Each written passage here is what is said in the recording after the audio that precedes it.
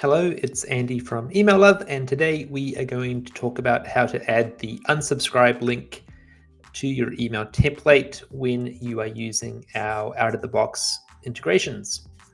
So let's jump into Figma and take a look at that. So I'm going to make this screen bigger so you can see properly.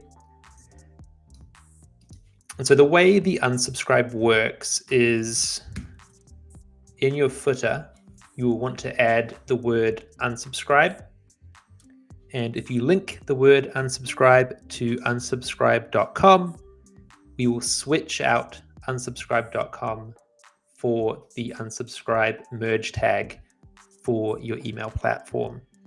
And so when we go to export, what we can do is we can select the frame, choose, let's just choose Braze as an example.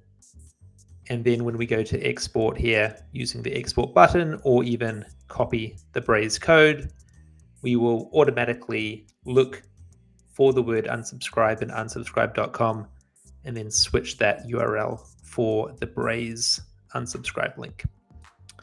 And so you can put this anywhere in the email. It doesn't necessarily have to be in the footer, but typically that's where you will find it. And if you are using one of our standard footers, so if we go into the plugin and go to the footer section, you can also use it with any of these footers. We have already added the word unsubscribe and then also linked it to unsubscribe.com.